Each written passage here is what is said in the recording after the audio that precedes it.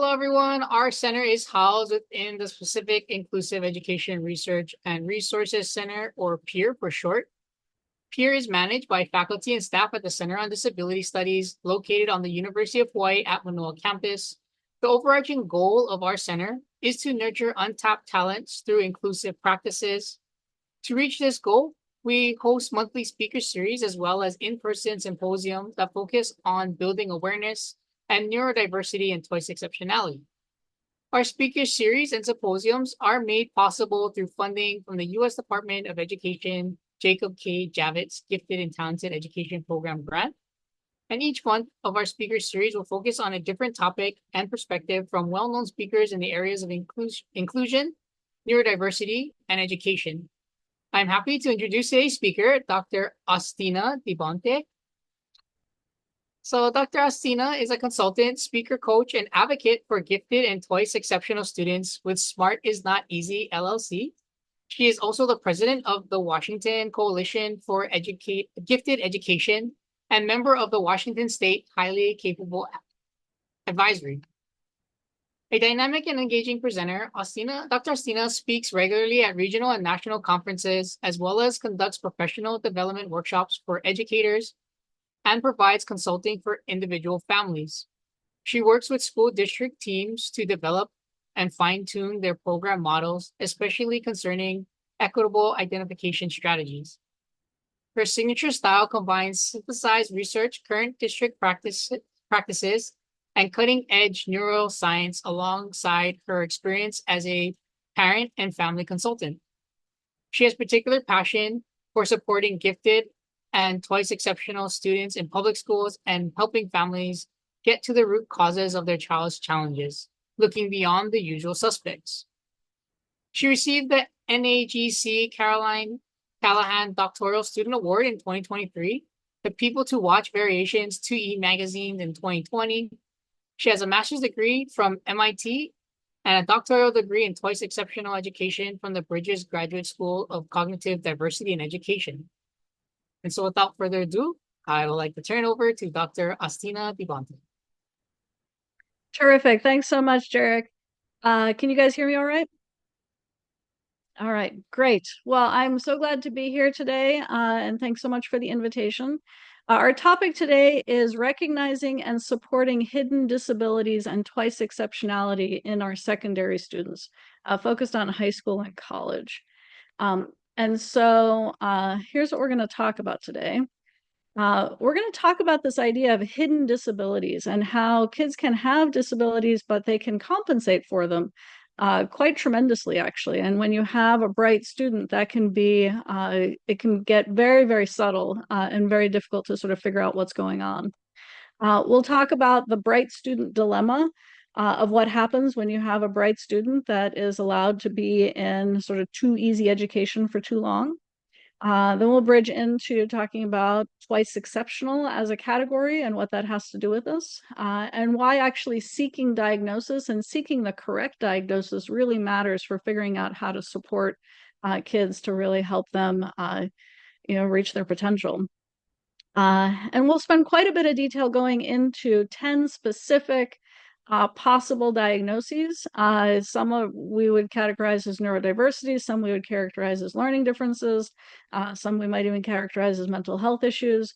But nevertheless, different things that can really impact how kids perform in the classroom and how they look in the classroom. And so once you know what you're looking for, sometimes it's a lot easier to figure out what could be going on. And to have a lot more empathy, because the bottom line here is my long experience in working with this population of twice exceptional students is that there just always is a reason. When kids are not doing well and something is not going smoothly, there's a reason, and we really need to figure out what it is. All right, so I'm going to start here with a little story. This is kind of an amalgam of I don't know, a half dozen or so families that I've worked with that I've seen kind of the whole view. Most of the families that I work with, I would say have elementary or middle schools, sometimes high school kids, but a handful have gone all the way through college. And those are actually in some ways the most telling because they give us kind of the whole spectrum of how things can play out. And this is really the common story that I hear. My kid was a star student in elementary school. They knew all the content. The teacher thought that they were doing so great. They, really bright, really inquisitive, eager to go to school, star student in elementary school. But then when they got to middle school, they kind of became more of an average student. They had their high days and their low days, but it was not so obvious exactly. And, we kind of chalked it up to adolescence and, kids growing in different ways and having sort of more prickly personality sometimes. Uh, and then we got to high school, and in some areas, but maybe not all areas, struggles might have intensified a little bit. But they were tricky because in some areas a kid might do fabulously well, but in a different class with a different teacher, there might have been a much bigger challenge. Um, and so all of a sudden it starts looking like there might be a challenge or an issue. Um, but at the high school level, we're often sort of thinking about things in terms of kids' personality, in terms of kids' sort of desire and motivation and whatnot. And so here's my cat. He wants to say hello. Um, and so nobody's really thinking about disabilities in high school. They're sort of thinking about, hey, kid, maybe you should try a little harder. Maybe you should, try this approach, try that strategy. And then for a number of families I've worked with, they got themselves all the way to college, graduated high school, got all the way to college, got midway through college. And I mean, the wheels were really coming off the bus, and the kid is thinking about dropping out. The kid is, really struggling in some sort of visible way, and just doesn't understand what's going on and really just feels like a failure, like it's not working for them. Um, and what is amazing is that even with this whole story, I have found that working with some of these families with college students, and working with those students directly, we can often find quite quickly some legitimate disabilities that were missed early on, could have been found early on, but were not. And by providing some targeted support at the college in the college years, uh, can really turn things around. I've got a number of stories now of kids who were about to drop out, who got some of the right supports, finally got some right understanding, and then had their best semester ever in college. And so it really is possible for these disabilities and challenges to remain hidden for a very long time and to kind of be misunderstood or mislabeled for a really long time. But in fact, there can be sort of legitimate issues that really need and deserve support underlying. Because our bright students can really mask and compensate for their disabilities. When you've got a smart kid, often they are academically ahead and they don't need a lot of the instruction that they get in school.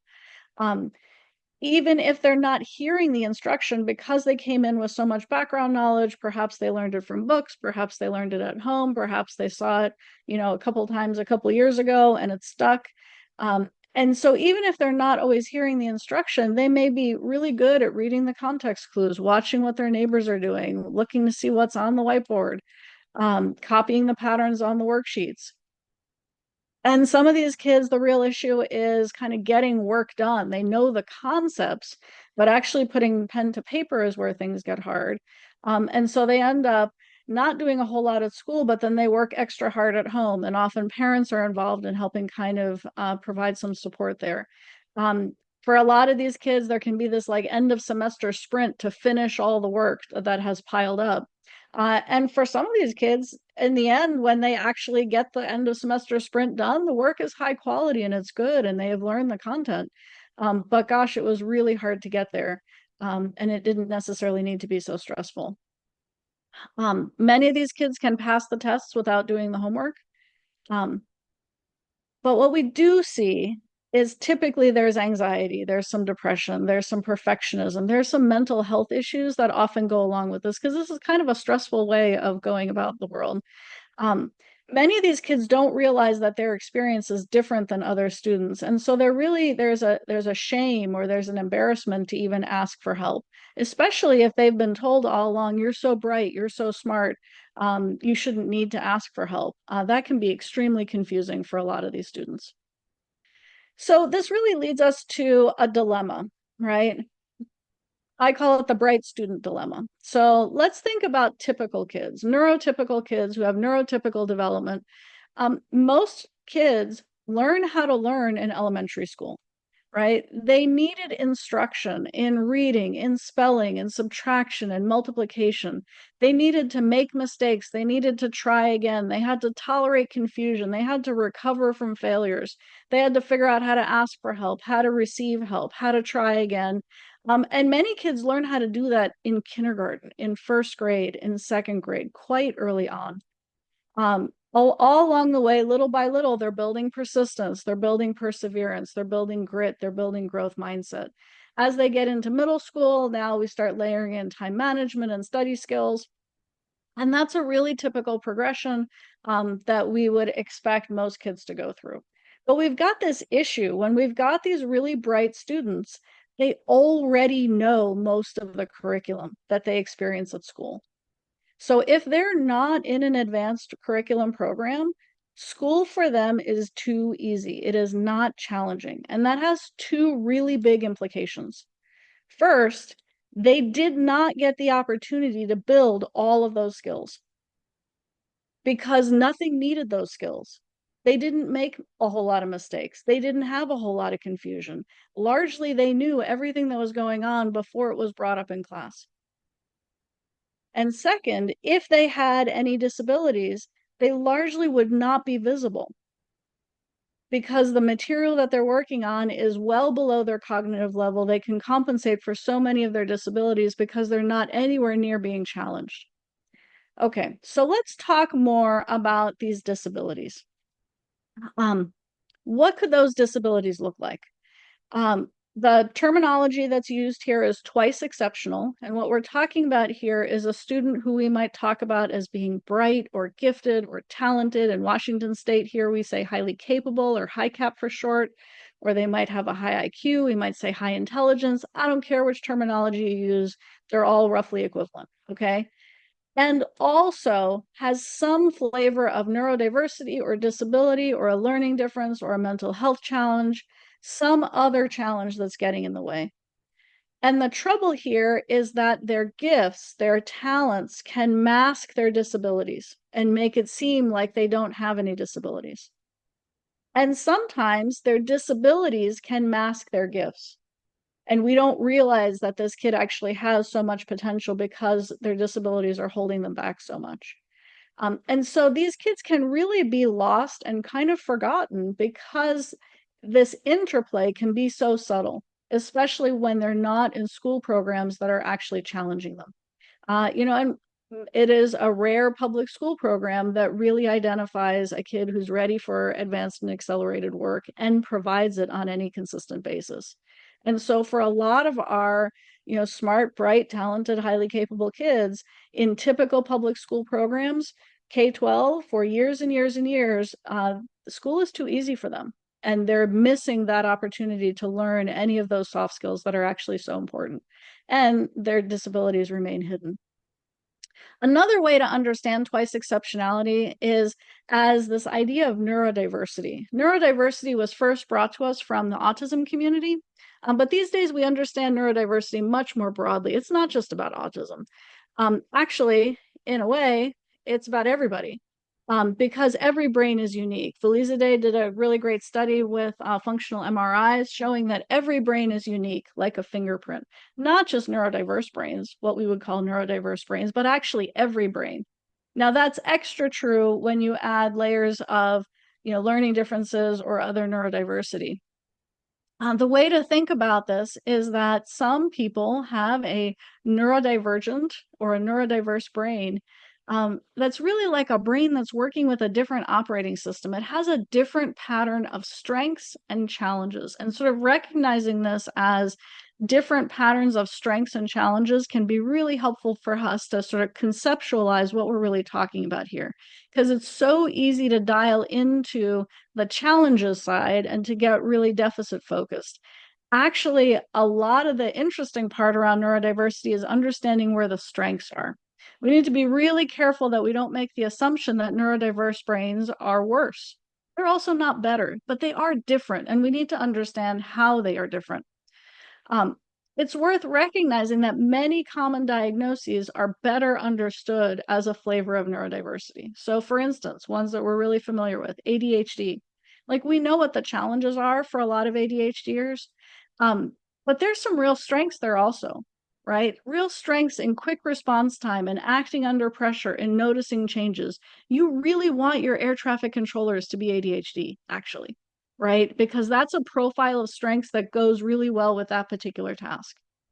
Um, a dyslexic individual is going to have great strengths in visual spatial, everything from engineering to Lego robotics to fine arts and sculpture. Um, is going to be a big picture thinker, and that often leads to real skills and entrepreneurial kind of thinking. And our folks with autism, can have real strengths in spotting patterns and details and logic and noticing those small little bits and how they all fit together. And so we need to recognize that there's sort of a strengths and a challenges side to all of these different things, and recognize and honor both sides. But what we're here today is to talk about mostly is to start understanding that some of these diagnoses can be hidden. And I think sometimes we have a little bit of trepidation about seeking out a label.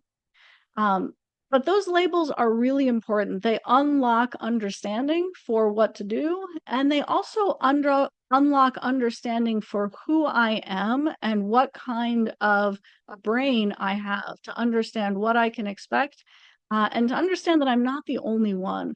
This gal from the internet says it way better than I ever could. You probably have seen this. Because there is comfort in knowing that you are a normal zebra, not a strange horse. Because you can't find community with other zebras if you don't know that you belong. And because it's impossible for a zebra to be happy or healthy, spending its life feeling like a failed horse. Um, the part that I would add is that it's really important that the label is accurate, that we need to find the correct root causes, because sometimes kids get misdiagnosed. And I think there's a lot of misdiagnosed ADHD out there. And some of those kids might have ADHD. Some of those kids might have ADHD and something else. And some of those kids don't have ADHD. And it's actually a different thing that kind of masquerades and looks like it. We're going to pick into a bunch of those today. So the key is to really find the correct root cause so that we can actually provide help that's really helpful. From a kid perspective, for the students that you're working with, they need to know that they are playing the game in hard mode, right? There's a reason why certain things are challenging for them. And you really need to know that about yourself in order to have positive self-concept. And so that can be a really helpful kind of mnemonic or a phrase to help the students that you're working with kind of wrap their heads around what's going on here. Another analogy that I find is really helpful is called bucket theory. I didn't make it up, but I think it is really, really helpful to help us sort of understand what we're talking about here. And the idea is that everybody has a bucket. You see my bucket? Okay, and some people have really big buckets and other people have really small buckets. Your bucket holds challenge, or you might say adversity or difficulty. Okay. And as you do difficult things, as challenges stack up, they fill your bucket, and eventually your bucket will overflow. And when your bucket overflows, that's when you get overwhelmed. So if we're talking about a little kid, when they get overwhelmed, often it's a big emotional, outburst. But sometimes even with our little kids, the emotions go inside and the kid withdraws, right? So that it can be very different personality wise. As kids get older, they learn to temper their their visible emotions, but they're still having that reaction, right? And so that can cause them to, also have maybe maladaptive reactions to what's going on to them. The bottom line is that when a kid's bucket is overflowing, we sometimes think about what is the last thing that happened, like what's the trigger that caused the bucket to overflow, right? And the trigger is a problem, like that's true. But the real issue was that the bucket was so full to begin with, right? Why was this kid's bucket so full that this one little thing tipped him over the edge, right?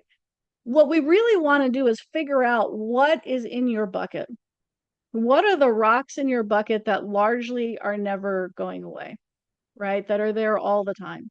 And can we identify some of those rocks and can we get them out? Or can we make them smaller to give you more space in your bucket for resilience? Because life is challenging. You need space for resilience, right? And if you're working at the edge of your bucket all the time, you don't have space to be resilient to the needs of life. Okay. So we're thinking about what are these things that we can identify that you're carrying around with you all the time that we can make better to give you a little bit more space, a little bit more breathing room, a little bit more elbow room for resilience. Make sense? Okay. So what we're doing is we're looking for the root cause. We see symptoms and behaviors and challenges. But what we really want to understand is where is it coming from? And those can be somewhat hidden kind of under the surface. Okay. So I always call back to Ross Green here. Kids do well if they can. It's not that kids can't, it won't, it's that they can't, right? Those are famous things that many of us have all heard from Ross Green. When there's a problem, there's a reason. Our job as the adults in our kids' lives is to help them find the reason. So we want to help find all the causes for what is going on, not just the one easy thing that's easy to diagnose, but actually all the things that are happening. And the big aha there is that there's actually no one person you can go to do a full evaluation to understand all the causes. That will be abundantly clear here as we go through our stuff. You need different practitioners for many of these things that specialize in different areas. A full neuropsych exam doesn't cover it all. It actually only covers maybe half of the interesting things. There's a whole other universe of things that in some ways are the more actionable things to help with that really need their own practitioners. And there are very different strategies for different causes. There are interventions and therapies available for some, there are tools for others, there are accommodations that for others. And for all of them, understanding and being more neurodiversity affirming and overall taking a strength focused approach is good advice for everybody. But providing support is obviously also needed. Okay, so let's go through the 10 most common things that our kids are struggling with, kids as well as college students. Number one is vision processing disorders. I am not talking about whether somebody needs eyeglasses. I'm talking about whether the two eyes are actually working in sync together. Okay, this is extremely common. It's estimated to be in play for about 20% of the population, not just in the gifted population, in the everybody population. And what's happening here is that the two eyes are not always in sync, that they are not always pointed at the same place in time. They're not always moving together off the or across the page as you're reading. They're not always at the same depth in distance. There are actually several different flavors of what's called vision processing disorders, and it is totally possible for a kid to have excellent skills in some areas and really below average skills in other areas. And so there will be a very individual profile for different kids. But typical things that you would see if there's a vision processing issue is anytime any kind of letters are flipping or moving or getting blurry or intermittent blurriness that comes and goes, you need to think about vision processing issues. Kids that make goofy mistakes in math, like, oh yeah, I just make silly mistakes, but yeah, I go back and fix it. There's probably a reason why they're making silly mistakes, and sometimes it's vision, where the plus sign turns into a minus sign because it moved, or it turned into a multiplication sign, a 6 turned into a 9, etc. If there are distance issues, these folks will have trouble with sports and balls, will generally be kind of clumsy. They'll be the ones who are likely to walk into things, and they really, really, really dislike 3D movies or going to Disney or Universal and doing the fancy 3D rides. Why? Because their two eyes are not actually really working well enough together to be able to do 3D accurately. They're going to experience fatigue, lack of stamina when reading, especially with smaller fonts and less white space. They're going to have inconsistent scores on standardized tests. And so it's easy to say, oh, yeah, I've heard of all these things. This is dyslexia. Actually, no, this is not dyslexia. These things are vision issues. Vision issues are separate from dyslexia. Dyslexia is not about vision. However, it is quite common for a dyslexic individual to also have vision issues. And so sometimes when you have a student who is coming to you with a dyslexia diagnosis, but yet is still having issues, the piece to look into is to say, well, maybe the vision system actually needs some support. It's not a dyslexia, phonological, phonics, spelling type issue. It's actually a vision issue. So how do we support with vision? We diagnose with a specialist. There are international listings at covd.org. Vision therapy is effective at any age. This is actually one of the few things that if you do enough therapy, usually you can fix it. And then in terms of accommodations that you can provide in a school or university environment, things like large print, audiobooks, dictation, and providing typing for any kind of assignments. All right, number 2, let's talk about auditory. This is the auditory analog of what we were just talking about with vision. Now, your ears don't move, but there is still a timing issue here. So often people think that their hearing is normal or super sensitive. But what's really happening here is that their sound is coming in and with different timing. Okay, so imagine that sound is coming in both ears at the same time, but it's processing a little longer on one hemisphere of the brain than on the other. So by the time the signals meet in the middle of the brain, they're actually off in time by just a little bit, like a microsecond. Okay, in a quiet environment, the brain can usually put that together. However, in a noisy environment where there are multiple signals coming into both ears, because of that timing issue, the signals don't match. It's not a hearing loss issue. The kid's hearing everything, but it's not coming in as meaningful words. It's coming in as noise. Okay.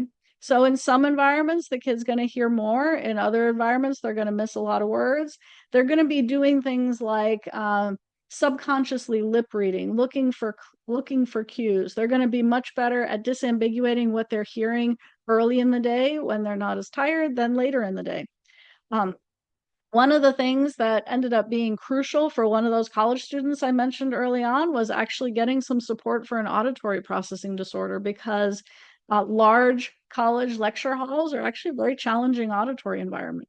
And it turned out that this kid was spending so much effort, mental effort, trying to understand what they were hearing that they didn't have any brain power left over for the actual concepts of the course. Some of these kids figure out that if they wear hats or hoods or have long hair or headphones, that helps protect their ears, helps things sound a little better. They're going to dislike noisy environments. They're going to have trouble understanding in background noise. You're going to have comprehension problems in especially lecture halls, big classrooms, noisy situations.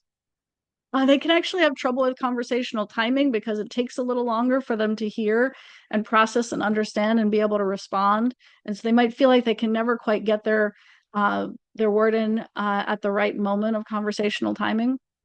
They might have this rising anxiety or fatigue or frustration level through the day. They do better in the morning, not as well in the afternoon, because they are getting progressively more and more fatigued and overwhelmed by sound. This can really look like ADHD or autism or any of the autism lookalikes, ODD, PDA. You can have explosive behavior, especially in younger students, or kids can just start withdrawing. It's a really common reason for classroom behavior challenges in K-12 education. So how do you help with auditory issues? There are auditory therapies. Actually, I don't recommend them. They have mixed results. It's not clear that they really help the root issue. I'm much more of a fan of the tools. There are two big tools. The tool that I use personally for this is called an ear filter. This is what it looks like. It is a tiny piece of plastic. Let's see if I can get that to show up there. Okay, it's a tiny piece of plastic. It's clear. It's got a little white dot there. There's no battery. It is a passive device. It fits in the flat part of your ear. It's pretty unobtrusive. There's actually nothing in this ear. And all it is doing is something very simple. It is slowing down input into this one ear to even up the timing. So it's addressing the issue at the root timing problem. Another approach is low gain hearing aids, which is regular old hearing aids, but they're programmed differently, not to make things substantially louder, but to make things clearer, to use the magic of noise cancellation and directional microphones to sort of clean up the signal and make it seem more like you're listening to one thing as opposed to having to handle multiple things. In the classroom environment, one of the most important things is to always, always, always use a microphone, even if your students say they don't need it. It helps with comprehension so much, especially if they're auditory issues. And many, many people with auditory processing disorders do not realize it.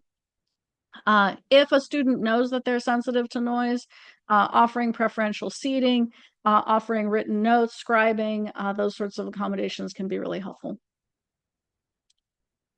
All right, let's talk for a moment about retained primitive reflexes. Many of us have heard about infant reflexes, right? We've often heard about the Monroe startle reflex, for instance. There are about a dozen of them, and they really should have integrated by early childhood, most of them by age 1, actually, but a couple of them last just a little bit longer. But if they don't get integrated properly in early childhood, it can cause a really wide variety of concerns. A lot of things are postular or balance vestibular, but it can also be emotional. It can also be clumsiness. And in fact, there's a pretty big connection with vision processing issues with reflexes. And so when a student has some retained primitive reflexes, it can cause some sort of pervasive issues that can seem destabilizing and often get misidentified as autism, could be present alongside autism, or sometimes it's really just retained primitive reflexes and it's not actually autism to begin with. If this is what's going on, there are exercises where you can reintegrate those reflexes if you just knew what you were doing. There's lots of information available online. You can figure this out. This is the one that you can probably safely DIY. There are also some really nice specialists. One that I recommend that works online is senseenable.com. But if you need to provide accommodations in the classroom, often what these kids need is movement. And so providing a way to move in class, alternate seating, fidget tools, and that sort of thing can be really helpful. All right, let's talk about autism. So autism is probably a lot more common than we think, especially in girls. I think those of us who have been in this space are not surprised to hear a statement like that. Again, autism is a big flavor of neurodiversity. We're talking about a different brain operating system, not broken, just different. And the real issue is that the challenges that come from autism are mostly about the interaction between the human and the environment. If the environment was more suited to the autistic brain, a lot of those challenges wouldn't happen. And so it is possible for a student to get very, very far along and not have any idea that they are autistic because they have always been in environments that have been well suited to them for whatever reason, because of their home environment, because they were perhaps in a specialized school environment or particularly progressive school environment. And they might not have ever really gotten to the point where they got distressed. Okay. The DSM for autism, the actual sort of diagnostic criteria for autism, is really about the distress responses of autistic individuals in non-supportive environments. If that individual is not in a non-supportive environment very much, they may not have those distress responses. That doesn't mean that they're not autistic. It just means that they haven't actually hit that clash with their environment yet. Chances are it will happen as they get into adulthood. So, what is unique about the autistic brain? Often there's a big thread of sensory sensitivity that could be any flavor of the senses. There is definitely a different flavor of social patterns.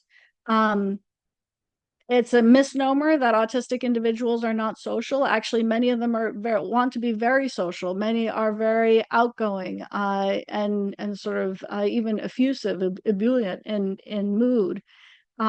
But the way that they want to interact with others is different. And so autistic social patterns and neurotypical social patterns, they use sort of different implicit social rules. And so if you want to read more about that, go do a Google search on the double empathy problem. Problem is that neither side really understands the social rules of the other. And so it's the connection between the two that is difficult. You put multiple autistic humans together and they often have no trouble being social with each other. The autistic brain is going to focus on details over the big picture. They're going to have a different internal experience. We call that interoception. So their ability to recognize when they're hot or cold or uncomfortable or need to use the bathroom or need to be hungry or whatever might not always be there depending on the individual. And often there's a piece of a mental health issue, particularly they're prone to getting overwhelmed because of all this outside stimulus that may not be supportive for their environment. Really important to understand these non-clues: eye contact, empathy, social preference, affectionism, sense of humor, creativity. It really has nothing to do with it. There are plenty of autistic humans who have all those characteristics and are still absolutely autistic. Okay, so what could autism look like in the high school college environment? In college, these are kids who might be having trouble with dorm living, who are having trouble managing their self-care, who are having trouble negotiating needs with roommates. They might be frequently feeling overwhelmed with all the sensory input around them, or these social pressures, especially in unstructured situations, especially if they're interacting with a lot of non-autistic individuals. They're going to probably have trouble with executive function challenges, especially in the context of higher expectations, and just generally socially connecting, especially if they're in an environment where there aren't a lot of other autistic humans. Now, by the way, certain colleges within a university will often attract a lot of neurodiverse autistic humans. And so they often find each other there and have a great time because they're all similar. Okay, so how do we help? We want to provide neurodiversity affirming counseling and coaching. We want to provide executive function supports and social supports. We want to understand kids' individual needs. The biggest thing is that we want to provide understanding, that these kids understand themselves as neurodiverse, not broken, and that it's really about managing your limits and where to spend your energy. Sometimes it makes sense to try to act typical, and other times it really is not worth that energy. Okay, dyslexia. It's crazy, but it is totally possible for a person not to be diagnosed with dyslexia until they're an adult. With our smart kids, what they end up doing is they end up memorizing whole words. They learn by whole words, and so they actually end up reading just fine. The real issue underneath dyslexia is not a problem with reading. It's a problem with phonological awareness, which can show up in rhyming, in wordplay, and in sounding words out, or the inverse of sounding things out in spelling, which often spills over to writing and grammar. And so if you've got a kid who has real profound issue with spelling, your first thought should be, I wonder if this kid might be dyslexic. Often the dyslexic neurotype also comes with trouble with rote memory. And so those immediate recall of math facts tends to go along with the picture. So if you are wondering if there might be a dyslexic student in your life at any age, you can use the PASS test. That is a great free oral screener for dyslexia, and we'll help you figure that out. So if you have a dyslexic individual, getting some dyslexia-specific tutoring can really help with spelling and also just help with those foundational skills that might have been missed. But really the biggest supports that we can offer for dyslexic individuals is all the assistive tech, audiobooks, dictation, making sure that kid is typing everything, has access to spell check, has access to notes and a scribe and recording and that sort of thing. All right, dyscalculia, we're not going to talk about a whole lot. This is the math version of dyslexia. It's less common, and really a profound dyscalculia cannot judge less versus more. It's really a sort of foundational, a lack of number sense or lack of quantity sense. So some of our smart kids can actually memorize some sequences and they get so far in math, but they can't go, they kind of hit a ceiling. What's much more common is a kid who has really good math problem solving skills, but has trouble with rote math facts. That's much more likely to be a side effect of dyslexia than actual dyscalculia. Let's talk about dysgraphia. There are lots of different kinds of writing challenges and actually can come from a lot of different places. So it could be physical issues in the hand if we're talking about handwriting. It could be automaticity in the brain about handwriting. It could be dyslexia around spelling. It could be the vision impact of writing. But often a big piece of it is getting ideas out and organizing your thoughts. And for a smart kid, this is where that's coming from. You've got an idea in your head, but actually you've got lots of ideas in your head. And when you're asking this kid to write about something, it is not clear where to start because writing is very, very linear. You get to do one word at a time. Well, which place do you start at? How do you know where to go? When a kid has a whole lot of ideas and they're all interconnected, this can be an extremely difficult challenge transition to make. And so often the support that we can offer here, and many writing centers have figured out how to do this, is you help the student find a strategy to brain dump their ideas without any order yet. Sticky notes often is really helpful, but there are lots of different ways to do it. And then once your ideas are out where you can organize them and see them, organize them, and then you can figure out where to start. That's often the biggest tip to help kids sort of through this writing transition. Okay, so writing coaches can often help with that. And then, of course, also providing all the assistive technology is also extremely helpful for many different flavors of writing challenges. Okay, let's talk about ADHD. Our ADHDers have trouble getting started, staying on task, time management, breaking down big projects, have trouble with executive function. But here's the thing, they can produce when they're interested in the topic. That always confuses everybody, right? Because the ADHD brain is actually great at hyper focusing on something of interest. And that's actually a big clue to understanding what ADHD is really about. Because ADHD is not about a lack of attention, it's a trouble regulating attention, changing my attention from this place to that place.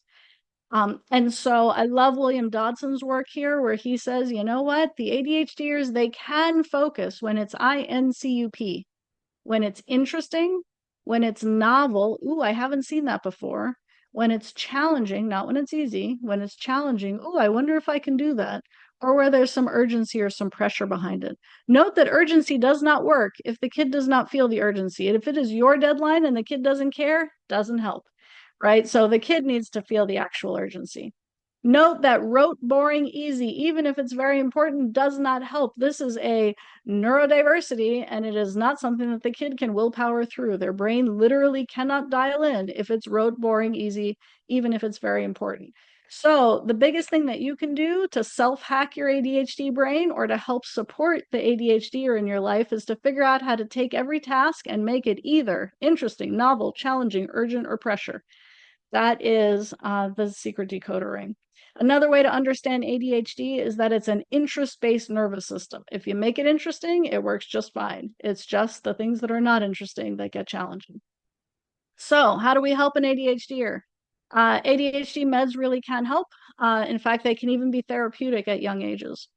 For accommodations, it's all the executive function support. So reminders and cues and body doubling and all the things that we know about.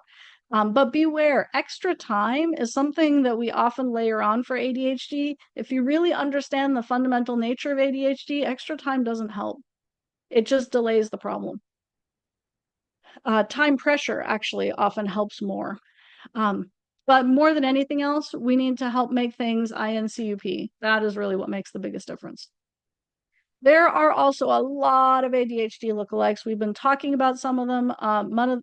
Some of the ones that we haven't been talking about are medical in nature. And I just want to talk about two of them before we wrap up here. One of them is sleep apnea. Sleep apnea in teens can be completely silent. Kids do not necessarily gasp, snore, wake, or have any idea that they are not actually sleeping well. However, they may have symptoms that look exactly like ADHD. And in fact, a neuropsychologist might diagnose it as ADHD, even though the actual cause is lack of quality sleep.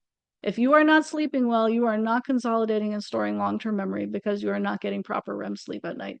It can look exactly like ADHD. This is a medical issue. It's easy to rule in or out. And when you have a kid who's having, profound issues here, it's worth a referral. There are also ways to physically adjust sleep. It's not just about CPAP machines. There are various different surgeries you can do to adjust how air is flowing that actually can make a big difference. So especially with a young kid, figuring this out early makes a big difference. And the last one that I want to talk about is PANDAS. PANS is a medical diagnosis. It is an autoimmune reaction to strep, as well as other bacteria, viruses, and mold that create inflammation deep in the brain, in the basal ganglia of the brain. It almost always causes anxiety, And along with that, irritability and low frustration tolerance and mood swings. But it often also causes these other things: tics, OCD, repetitive thoughts, sleep issues, picky eating, sensory sensitivity. And it sometimes can cause these other things. If you're working with a student and you're checking more than 4 or 5 boxes on this list, you really need to wonder if there is a medical issue underlying what's going on here. If you start doing some research on pandas and pans, you'll see that there's still quite a lot of literature out there that talks about it as an acute onset issue. It is not an acute onset issue. That was the initial research condition. Actually, in the real world, only about 40% of cases are acute onset. Gradual onset is much more common. So this is a medical issue. You really need to find a specialist. There are some great resources out there. There are also some really great books. So, in general, we need to provide help that's actually helpful, which means we got to figure out what is actually going on so that we can plug in the right interventions, the right tools, the right accommodations, the right understanding. Because when a kid is having trouble, there's a reason. And when in doubt, we need to provide more support. And with that, I am done, and I'm happy to answer any questions.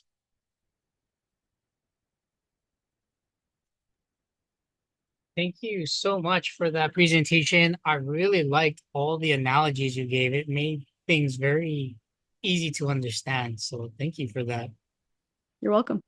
Yep. So we will have a Q&A session now. So if you have questions, if you want to come on, unmute yourselves and talk over the mic, you can. You can also just type your questions into the chat. I do see some questions already coming in. So the first question will be, could you explain differences between ABA and neurodiversity affirming counseling / coaches more? And how can people find a service provider counselor offering neurodiversity affirming approaches? Yeah, that's a really great question. And I know I didn't talk about it much on that slide because I wanted to get to the end. Um, um, So the trouble with ABA, it's sort of the typical intervention that we offer for autistic individuals. Um, the trouble is that what it's really doing is it's trying to teach that kid how to pretend to be normal, neurotypical, right? And what it's really saying, without quite saying it out loud, but it's getting the message across, is, kid, you're doing it wrong. This is how everybody else does it. Do it this way instead. Okay. And in the short term, ABA can cause a kid to change their behavior. And in the short term, it can cause things to get smoother at school and at home. But in the long term, it's going to lead to burnout. It's going to lead to that kid eventually growing up to be an adolescent or a young adult and eventually getting to a crisis moment where they say, you know what, I have been pretending all of these. That's not me. That's not who I am. That is not how my body works. It's not how my brain works. And it can really lead to a massive psychological thing. Okay. And we call that autistic burnout.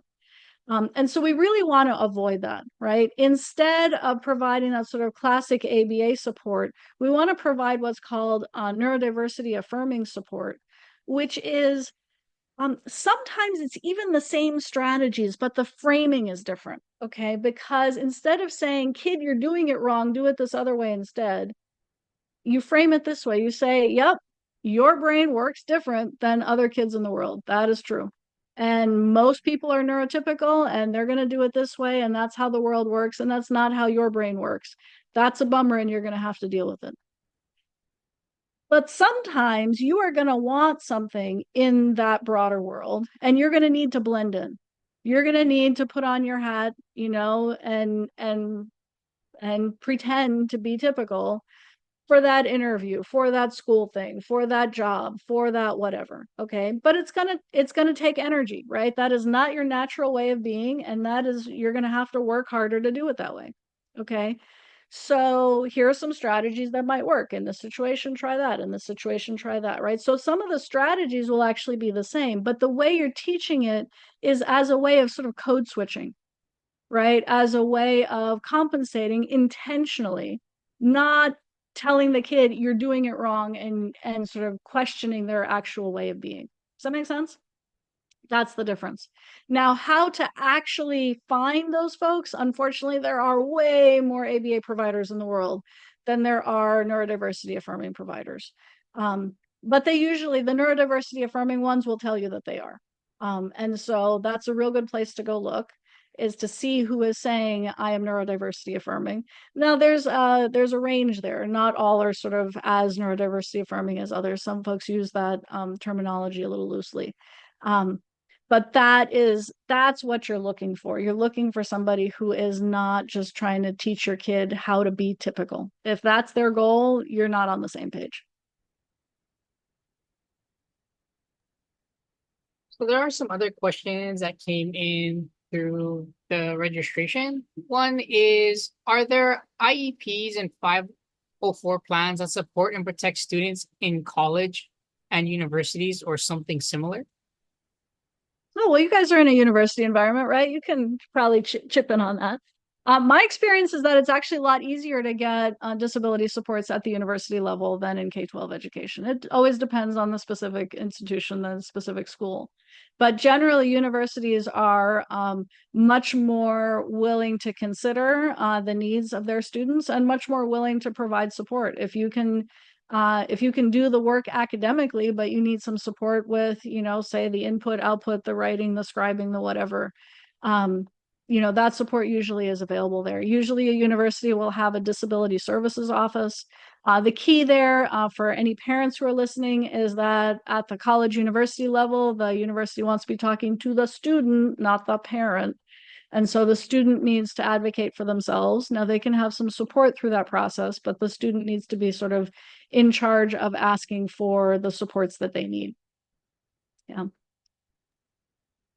And I can only speak to the University of Hawaii standpoint, but we do have a whole department dedicated to helping students with disabilities, and they are actually very good about helping those types of students. So if you ever come to the University of Hawaii, stop by the department. It's in our main office. Fabulous. Yeah. You're very welcome, And University I of guess I Hawaii. could add to that just a little bit, Jarek, is that, I think sometimes in K-12 education, teachers especially can get kind of worried, like, we have to get these kids ready.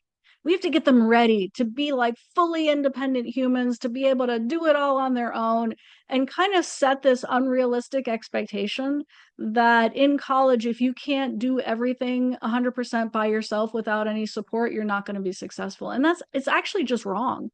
It's just wrong, right? It is the kids in college who try to go it alone, who don't have a study group, who don't have a social network, who don't have the support they need from disability services, who don't recognize the places where they could use a little support. Those are the kids who really get into trouble, right? We really need to be rethinking how we talk about this stuff, even to kids in middle school and high school, right? That the issue is not how do you be 100% independent? The issue is how do you recognize where your strengths and challenges are, what supports you need, how to ask for help, how to know when you need that help, right? How to advocate for your own needs. Those skills are so much more important than trying to set this unrealistic bar of everybody's got to be 100% independent. Yeah, and I think that goes even after college. Nobody in the workforce has ever really have to do everything alone. And in fact, if you try to do most of it alone, you'll probably drive yourself crazy. So yeah, Bingo. you'll Yeah. I always mean, this need them. comes from a different talk that I give, but like adults do not need to be Swiss Army knives. You don't need to be good at everything. Yeah, of course not. Right? Right? You have strengths, you have weaknesses. You're going to focus your career on your strengths. You don't have to be good at everything. Like feeling like we're trying to create these well-rounded kids who can do all the things equally well, that's actually not a life skill. That's not helpful to them long term. It's not what they need for college. It's not what they need for life. It's not good for them for their self either. Yeah, yeah, totally. This question is very specific to a college. I hopefully you'll have some insight. The question is, what is the best way to request accommodation on UC campus for students with social awkwardness? On the UC campus, I can't say that I'm an expert there. Um, but I think when a student is talking about social awkwardness, my thought initially goes to, okay, is it auditory? because they're not actually hearing and processing the auditory speech fast enough to support fluid social relationships. Sometimes social awkwardness is actually auditory in nature. Sometimes what feels like social awkwardness is actually autistic in nature, in that it's the difference between autistic social rules and neurotypical social rules, right? And so if it's an auditory thing, like, let's go figure that out and actually provide some auditory support. If it's more of an autistic kind of thing, then the big key is finding your people, finding other people who are like you. And especially in autistic communities, it can be life changing for people to find autistic support groups, social groups. Sometimes that masquerades as the chess club and the robotics team, right? And sometimes it's specifically, we're the autistic gang over here, right? But either way, finding those people and finding that group is the key. And sometimes that requires some support from disability services, but sometimes that's just about going to the club fair and actually seeking out the clubs that are likely going to attract other kids like you. And so I think both strategies can be really helpful. Great. It looks like there's one more question. Typing classwork or homework is an accommodation for VPD. Is typed text more resistant to VPD then? So once you type it, you can make it bigger. You can bump up the fonts, right? So as soon as you've got it on a screen, so one of the ways to support somebody with vision processing disorder, especially until therapy fully kicks in, is to just make everything bigger, right? So photocopy onto big pages, get, audiobooks so that you just avoid vision, get, your like do your reading on screen if you can, so that you can bump up the font and make it bigger, provide more white space, and that's going to make it more possible for the eyes to not get overstrained. Yeah. But I mean, in the grand scheme of things, if you know it's a vision issue, like vision therapy really works. Like, of all the things we talked about there, like that's the one that we actually know how to we know how to fix that. Like, you just got to do the therapy. Great. We are actually just about out of time. If anybody has any last minute questions, feel free to put in the chat. Give you like 10 seconds.